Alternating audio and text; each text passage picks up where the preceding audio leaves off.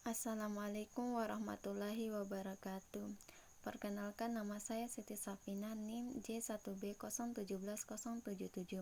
Di sini saya akan menjelaskan terkait dengan sistem kontrol pemberian nutrisi pada budidaya tanaman aeroponik berbasis fuji logis. Seperti yang kita ketahui bersama bahwa aeroponik merupakan salah satu metode bercocok tanam dengan media udara. Aeroponik berasal dari kata aerok yang berarti udara dan ponos yang berarti daya. Metode ini sangat tepat digunakan untuk budidaya tanaman pada suatu tempat dengan luas terbatas. Pada aplikasinya, tanaman yang ditanam dengan metode ini ditempatkan dalam posisi menggantung.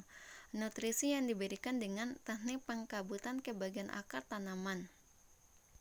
Adapun keuntungan dari metode ini, yang pertama adalah kemudahan dalam panen, yang kedua adalah nutrisinya itu terkontrol, yang ketiga adalah efisiensi dalam penggunaan lahan serta kadar oksigen yang cukup dalam larutan nutrisi sehingga menguntungkan bagi tanaman tersebut.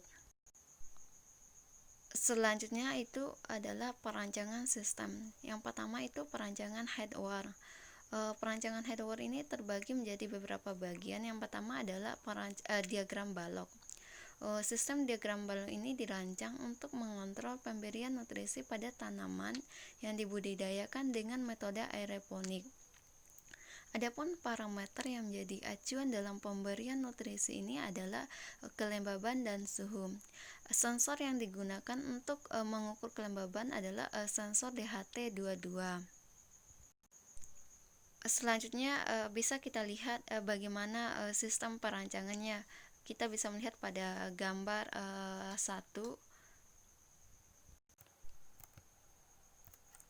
Yang kedua adalah desain media tanam.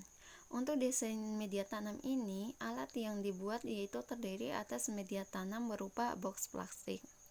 Pada gambar 2 menunjukkan bahwa bagian atas media tanam di mana terdapat 5 lubang yang berfungsi sebagai tempat peletakan tanaman. Sistem mekanik alat terdiri atas sebuah motor pompa. Motor pompa akan mengalirkan nutrisi ke bagian akar melalui pipa yang sudah dipasangi sprayer, seperti yang kita lihat pada gambar 3. Selanjutnya itu adalah desain rangkaian elektrik. Desain rangkaian elektrik ini terdiri atas power supply yang berfungsi sebagai penyuplai daya listrik untuk Arduino dan aktuator. Selain itu, terdapat rangkaian transistor TIP122 yang berfungsi sebagai driver motor pompa, dan terdapat juga Arduino dan data logic yang berfungsi sebagai sistem kontrolernya. Kita bisa melihat pada gambar 4 bagaimana desain rangka elektrik tersebut. Selanjutnya itu adalah flowchart software. Kita bisa melihat pada gambar 5 bagaimana flowchart dari software yang digunakan tersebut. Selanjutnya itu adalah perancangan software. Perancangan software ini adalah perancangan ketika sistem telah berjalan, sensor akan memulai pembacaan nilai. Sensor DHT22 akan membaca nilai kelembaban dan suhu di sekitar area perakaran. Data pada sensor akan dikirim ke Arduino untuk diproses sebagai input fuji logis. Nah, di dalam perancangan software ini, yang pertama adalah perancangan fuji logis. Pada perancangan fuji logis ini, yang pertama yang dilakukan adalah merancang membersih fungsi kelembaban. Kita bisa melihat bagaimana rancangannya pada gambar 6. Selanjutnya adalah membersih fungsi suhu. Kita bisa melihat bagaimana sistem atau rancangan dari membersih fungsi suhu itu sendiri pada gambar 7.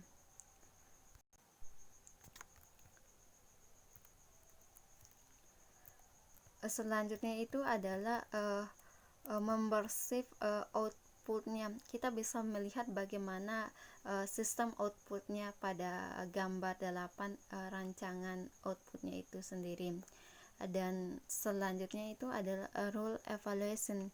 Kita bisa melihat bagaimana tabel-tabel evaluasinya pada gambar 9. Selanjutnya adalah pengujian dan analisa. Dalam prosesnya ada 2 kali pengujian yang dilakukan. Yang pertama adalah pengujian dengan sistem timer. Pada pengujian dengan metode timer ini, sistem akan bekerja dengan sistem on-off, di mana pompa akan menyala selama 5 detik dan mati selama 15 menit. Sedangkan pengujian kedua itu dilakukan dengan menggunakan Fuji Logis. Pengujian dengan metode Fuji ini, sistem akan bekerja berdasarkan suhu dan kelembaban, di mana set point yang dilakukan suhu itu adalah 33 derajat Celcius dan kelembabannya itu 95%. Selanjutnya kita bisa melihat bagaimana grafik pengujian hari kedua. Pada gambar 9 dan 10 menjelaskan data pengujian hari kedua sistem timer dan Fuji.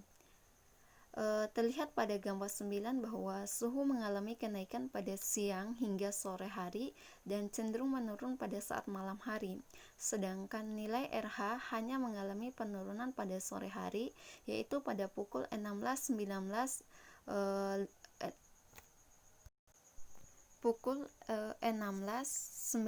menit 8 detik sampai dengan 4 menit 29 detik. Sedangkan pada gambar 10 yaitu grafik yang menunjukkan pengujian hari kedua dengan sistem Fuji yang menunjukkan terjadinya kenaikan suhu melewati batas maksimal yaitu 33 derajat Celcius. Pada gambar 11 menunjukkan nilai suhu RH dan Fuji Logis aktif di hari kedua pengujian. Artinya Fuji Logis ini menandakan pompa yang juga aktif untuk melakukan penyiraman ke bagian akar tanaman pada pukul 14:02 menit 45 detik sampai dengan 14:03 menit 26 detik dan 17:12 menit 14 detik sampai dengan 17:12 menit 44 detik dengan jeda 2 detik setiap penyiramannya. Untuk nilai error, suhu yang ingin dicapai yaitu 1% dari set point yang dilakukan adalah 33 derajat Celcius, sehingga dibutuhkan beberapa kali penyiraman untuk mencapai nilai suhu 34 derajat. Sedangkan untuk nilai RH cenderung stabil, namun tetap berada di atas batas minimal RH yang diinginkan yaitu 95%. Selanjutnya kita bisa melihat bagaimana hasil pengukuran panjang tanaman. Selama pengujian dengan sistem timer maupun Fuji, dilakukan pengukuran panjang batang tanaman kangkung menggunakan mistar. Pada gambar 12 menunjukkan panjang tanaman kangkung selama 7 hari pengujian dengan metode timer. Sedangkan gambar 13 menunjukkan panjang tanaman kangkung selama 7 hari menggunakan pengujian dengan Fuji.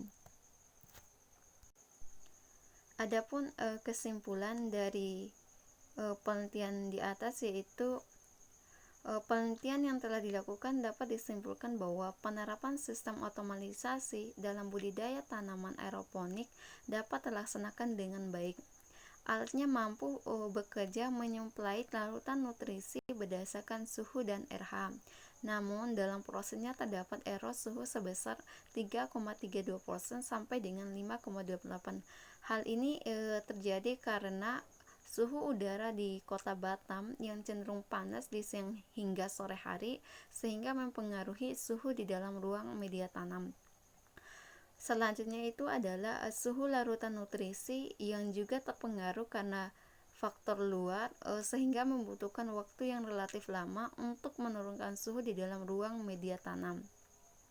Yang ketiga itu adalah posisi media tanam yang berada dalam paparan tidak langsung matahari pada siang hingga sore hari. Adapun kekurangan dari penelitian ini adalah Pada pola data pengujian dengan sistem timer cenderung mengalami perubahan drastis saat keadaan lingkungan panas, terutama pada siang hingga sore hari. Hal ini terjadi karena sistem bekerja hanya berdasarkan timer tanpa memperhatikan suhu dan RH pada ruang media tanam. Ini berbanding terbalik dengan pengujian dengan sistem Fuji, di mana perubahan yang terjadi tidak terlalu drastis karena pada saat melewati batas suhu dan RH yang ditetapkan, maka pompa akan aktif sehingga mencegah perubahan ekstrim suhu dan RH pada ruang media tanam. Selanjutnya, penelitian lanjutnya diharapkan untuk memperhatikan suhu udara suatu wilayah, karena hal tersebut sangat mempengaruhi terhadap pertumbuhan tanaman. Yang kedua itu, penelitian selanjutnya disarankan untuk menggunakan tanaman selain daripada tanaman kangkung itu sendiri. Demikian presentasi dari saya. Wabillahi taufiq wal hidayah. Wassalamualaikum warahmatullahi wabarakatuh.